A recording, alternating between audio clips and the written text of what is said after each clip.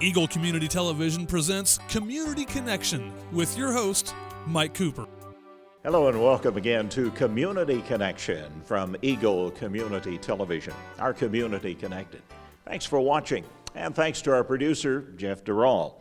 And we're joined by Brenda Meder, Executive Director of the Hayes Arts Council, who's loaned us the space today at 112 East 11th, downtown Hayes, from the Hayes Arts Council main exhibit gallery, along with Christie Brungardt, who is the co-founder of Jana's Campaign, an assistant professor at Fort Hays State University, and director of the Women's Leadership Project at Fort Hays State University. And we'll ask Christie in just a moment about the Women's Leadership Project, but I wanted to ask Brenda first about the exhibit here at the Hayes Arts Council, which actually plays off some of the things we'll be talking about today. How'd the exhibit happen, Brenda? Well, it was a wonderful moment. I received a call from then Jana's Campaign Director, Eric Sater, who had received contact from the folks who developed this exhibit.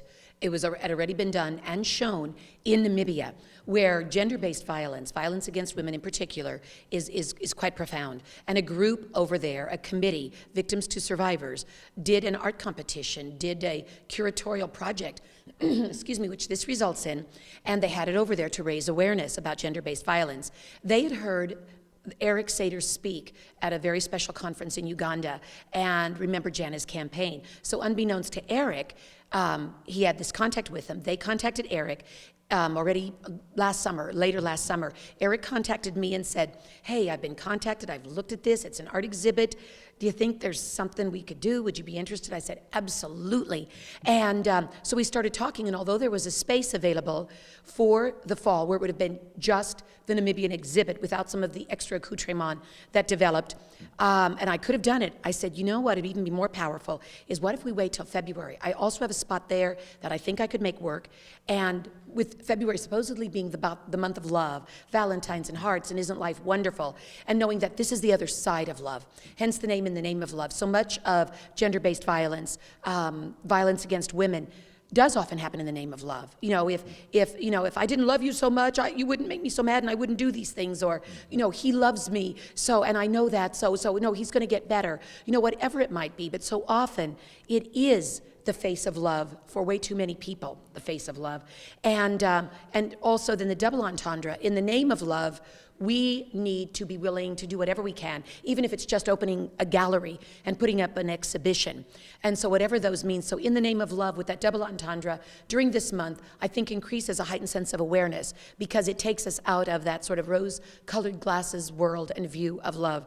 And because it was also extended, it allowed the opportunity for an incredible group of 6 young women out of the Leadership 310 program, which Christie and her husband Kurt do operate at Fort Hays State University, for it to evolve into more things, for there to be multiple components, and for other elements of the arts and information to be part and parcel of what transpired here. So it just, a lot of people doing a lot of hard work, it all culminated in this really great opportunity, because first and foremost, we are an art gallery, but art has often had a voice in social causes and public awareness, and that's what this is. There is lino cuts in here, there is fiber art, there's beautiful paintings, there's exquisite photography, there's sculptural elements. So first and foremost, it's an art exhibit, but it's an art exhibit where we have the opportunity to heighten an awareness and bring information and education about something that's critically important, not only in our country, but globally.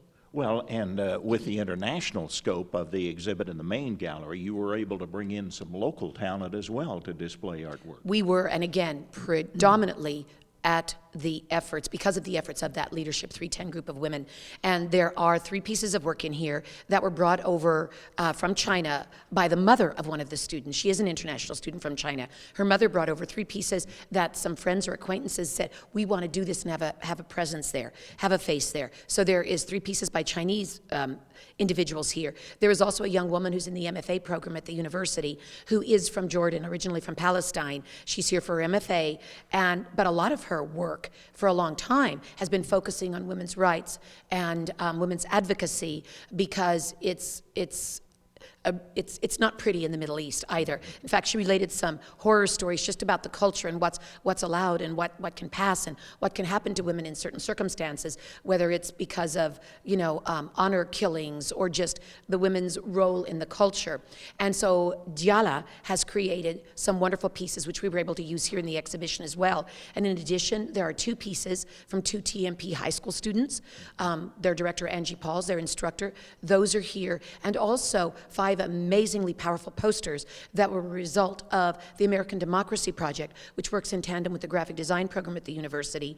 And they were part of a larger project, but these 5 pieces, touching on elements of gender-based violence or human trafficking, very profound works. They're also in here. And then on top of it, there is media work, multimedia work, small short films that are the product of the 6th grade video production class taught by Jennifer Younger at Hayes Middle School.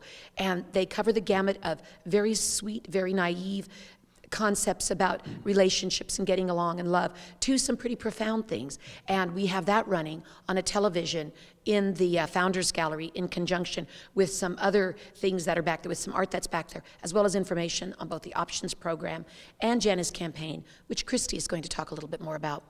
Christie, talk, if you would, about the Women's Leadership Project at Fort Hays State. First of all, explain a little what it is and what its goal and what it does. Okay, so the Women's Leadership Project at Fort Hays State University is one of the programs of the Center for Civic Leadership. And the Women's Leadership Project, really the goal is to educate, inspire, and empower women. And so we do all kinds of activities, programming. We gear our programming to men and women, but we are really there to try to help promote gender equality and to do many things. But of course, over the years, one thing I have certainly learned for sure, it is very difficult to empower a woman if she first doesn't feel safe. And so there's a direct connection between safety issues and success for women. And so that became much of the goal of the Women's Leadership Project. And so that really is, most of the programming that we do is around those issues, whether it's gender equality, whether it is power and control, whether it is safety issues. And it's education at the core. But at the same time, Christie, you have to educate the men as well as the women. Absolutely. And in fact, I believe that that's one reason we still have such an issue with gender-based violence, is because for so many years it was considered a women's issue.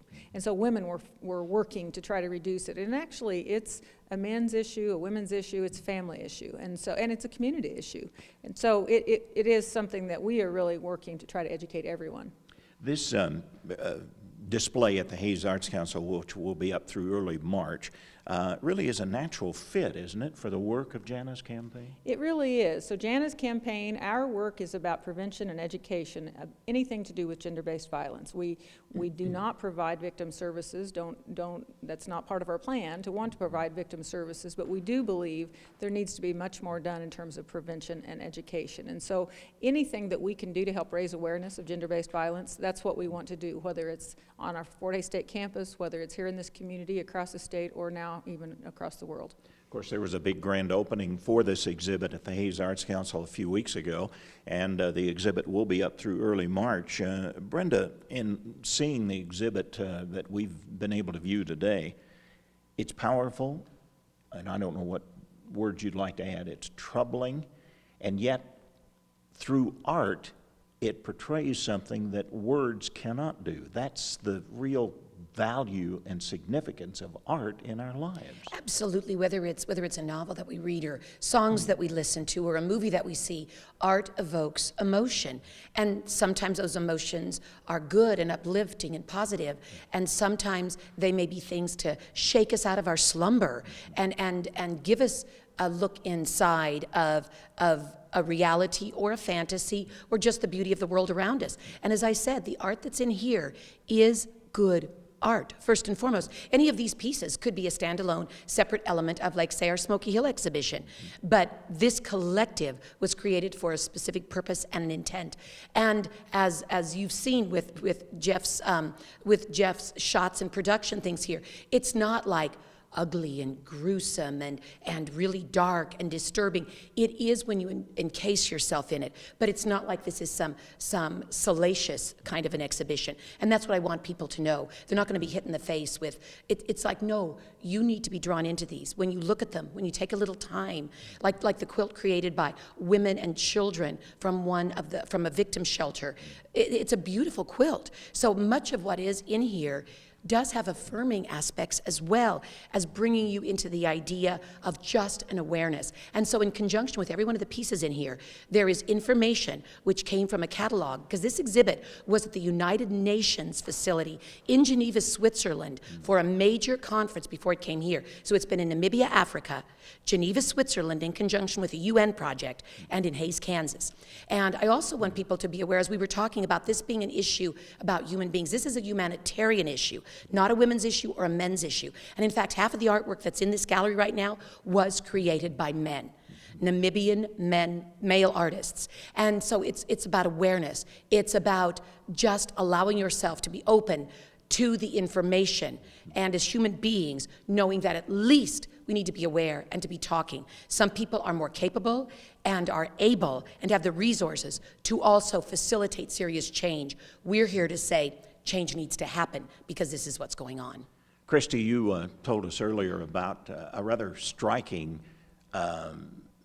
figure that you gave, that we think that this is worldwide or this is, someplace else, and yet it comes right down home to places in Kansas. Oh, sure. I guess earlier we were talking about human trafficking, and actually Wichita, Kansas is recognized as sadly, one of the hot spots for human trafficking activity right here in Kansas. So these issues are going on here, right here in Hays. We just don't talk about them. These issues are going on across the state. They're going on everywhere. But as a society, we have worked really hard not to talk about them because no one had an answer. We didn't know for sure what we should do, and there was such a stigma related to these issues. And of course, in essence, what not talking about these issues does is perpetuate the problem.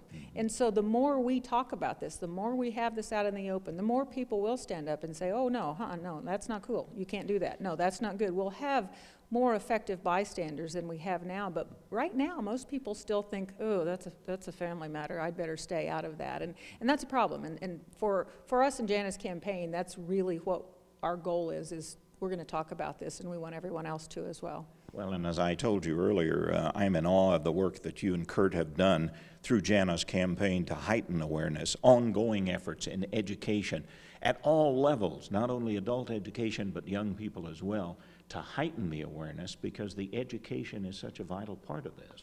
It is, and it's been amazing to me as Kurt and I and our staff at Jana's campaign have gone around and talked to schools and we're talking to young people. Actually, young people are fairly willing to talk about these things because they see it every day. They know that it's going on. This isn't that uncommon for them because it's what they see in their world, but then they don't go home and talk about it with their parents. And so we are really working to try to get into middle and high schools. Actually, it's that demographic that has the most rapid rate of increase right now in terms of these issues, and so that's where we need to be working. And hopefully if we can get into more middle and high schools, there won't be so much of this as those kids then grow on up and get married and have relationships the rest of their lives. That education process has to start early in life, doesn't it? It absolutely does, and we need to be open to it throughout our lives. And that's one of the interesting things about this exhibition.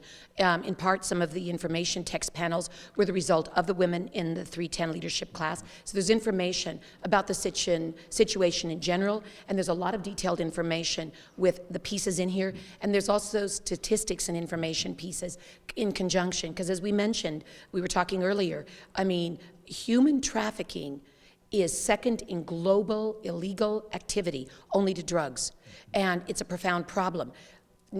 February is National Teen Dating Violence Awareness Month for a reason. The statistics on young people, our teenagers, that are being mentally, physically, and sexually abused by each other is pretty profound under the guise of dating and being a couple. And unfortunately, our young people do know about it. Again, they need to know where can they go, where can they turn. And again, we don't have all the answers here in this exhibition, but if there's enough of an interest generated, if there's enough of an uproar, if there's enough of an awareness, then that's when change can start to happen. The change isn't going to be facilitated in here. Hopefully the awareness and the information and a comfortable environment can be facilitated in here. Brenda Meder, Executive Director of the Hayes Arts Council, along with Christie Brungardt, co-founder of Jana's Campaign and the Director of the Women's Leadership Project at Fort Hays State University. Thanks for all your work and your efforts. We do appreciate this heightened awareness. Come see the exhibit through early March at the Hayes Arts Council for Community Connection. Thanks for watching.